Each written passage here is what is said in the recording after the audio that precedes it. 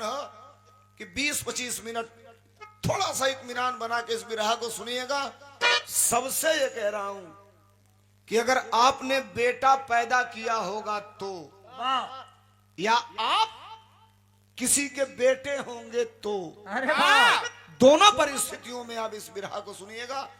एक बात मैं साफ आपके बीच कर रहा हूं कि बिरहा का 90% कहानी काल्पनिक होती है।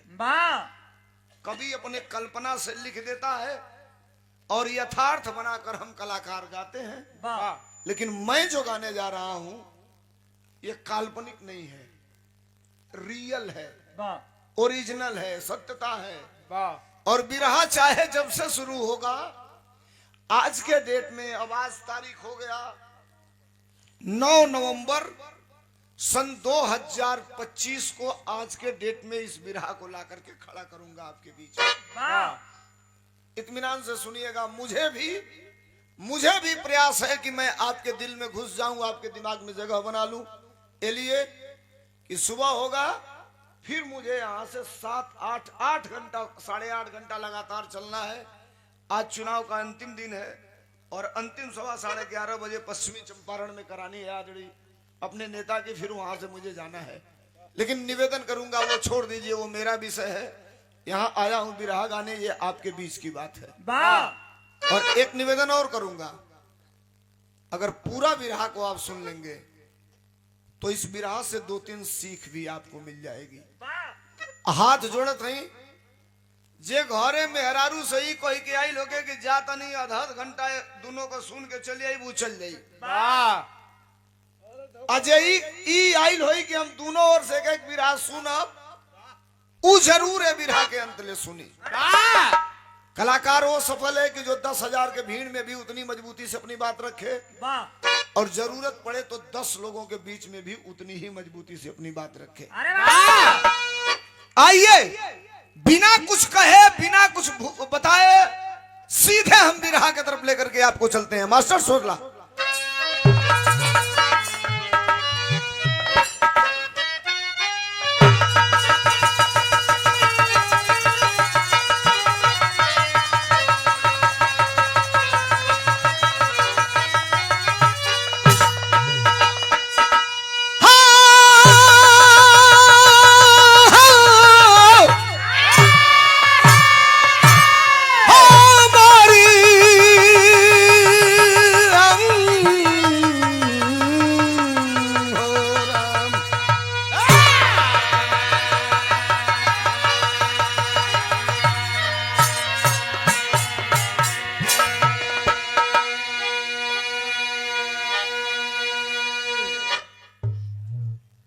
जोड़ा हूं आपके बीच में। आवाज भैया सर 1 मिनट। और सुनिए, मैं आपके पैरों पर गिरा हूं और फिर हाथ जोड़ रहा हूं। कलाकार को आदमी चॉइस करता है बड़े मकसद के बाद, और वो कलाकार आए और आपके अपेक्षा के अनुसार गा के न जाए तो उसका आना और रुपया पैसा लेना सब डाण है। मैं आपको प्रयास कर रहा हूं कि संतुष्ट करके जाऊंगा। एक ही बिरहा हो, लेकिन आपको लगे कि धर्मेंद्र सोलंकी कुछ गा के गया। हाथ जोड़ रहा हूं, बस आवाज न हो। जो जहां है बैठ करके सुनिएगा। बिरहा के भूमिका में कभी ने लाइन लिखा है क्या मास्टर?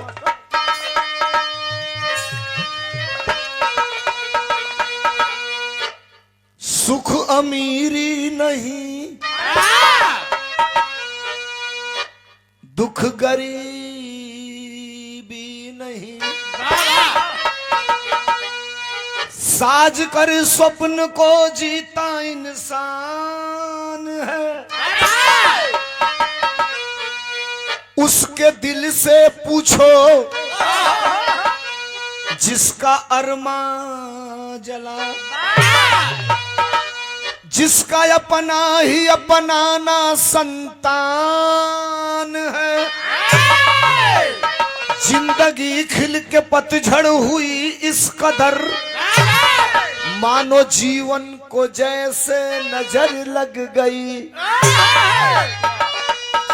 क्या खता हो गई है अरे सोलंकी गया अपनी औलाद ही इस कदर हो गई।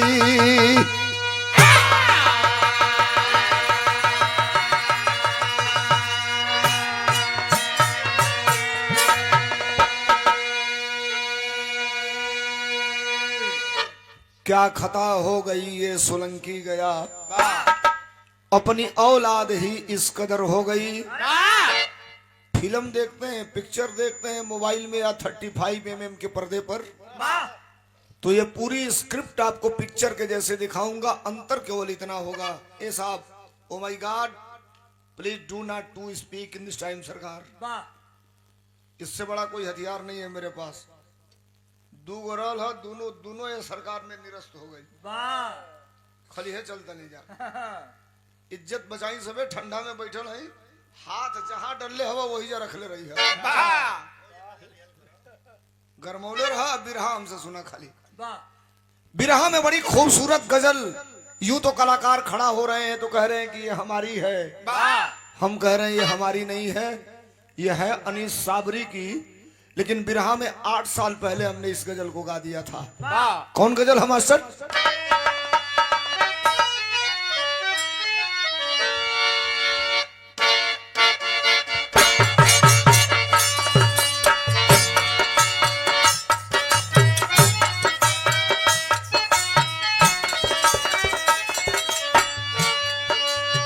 सुनिए अगर बैठे हैं तो। गजल की लाइन क्या है? शीशा टूटे, शीशा टूटे, गुल मच जाए,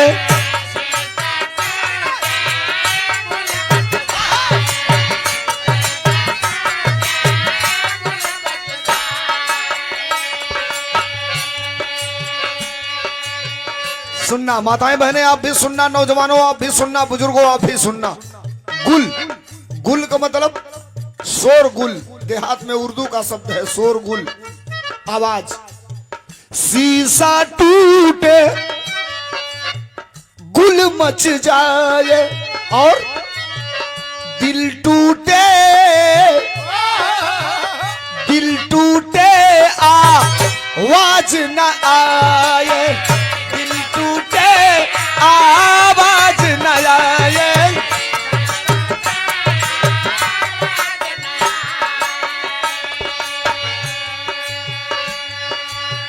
शीशा टूटे गुल मच जाए, दिल टूटे आवाज न आए। अगली लाइन सुनिए। सांप डसे तो, अरे सांप डसे तो, सांप डसे तो दोस्त बचाए। कलेजे तक जाए तो समझिएगा। सांप डसे तो, सांप डसे तो दोस्त बचाए, दोस्त डसे तो कौन बचाए, दोस्त डसे तो कौन बचाए।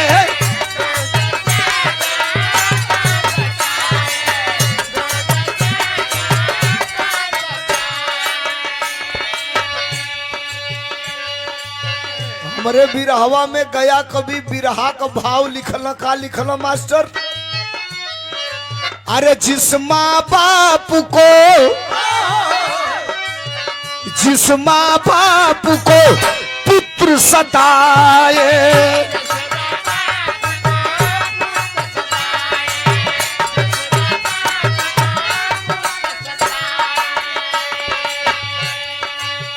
आह से उसके, आह से उसी के बच ना पाए।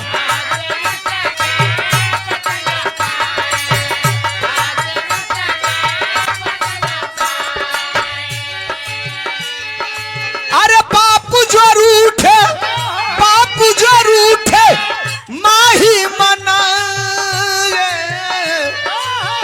बापू जो रूठे, बापू जो रूठे माँ ही मनाए।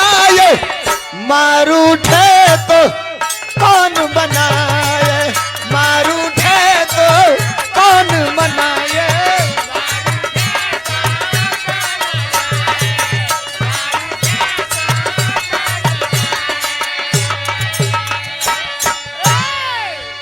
मैं गाने क्या जा रहा हूं, मेरा बिरहा कैसा है, मैं कौन सी कहानी आपके बीच में रखने जा रहा हूं। मैं कोई ऐसी बात नहीं कहूंगा बिरहा में जो आपको जानकारी ना हो। हर चीज आपको जानकारी होगी। और कहीं से लगेगा कि ये धर्मेंद्र सोलंकी बिरहा गलत गा रहा है तो इतने ही लोग हैं। मैं आपसे ऑन कैमरा इस बात को कह रहा हूं कि आप खड़ा होकर के हाथ उठा दीजिएगा, मेरा बिरहा रुकवा करके हमसे सवाल कर दीजिएगा। सुनिए मैं गाने क्या जा रहा हूं। शुरुआत है हमारे बिरहा की। कैसे मास्टर?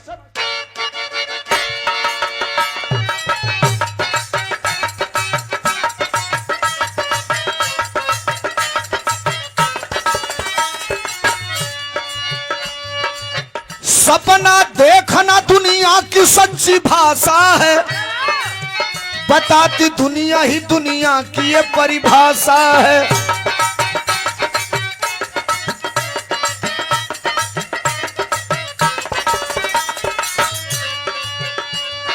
बिरहा कहाँ का बा, कहानी कहाँ का बा?